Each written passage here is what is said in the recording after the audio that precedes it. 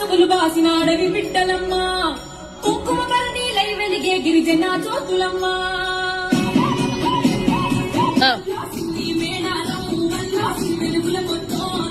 సమ్మక్క గద్దె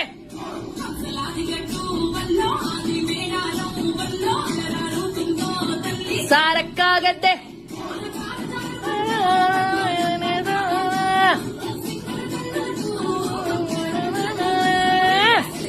గట్టు సిన్ని మేడారం వల్ల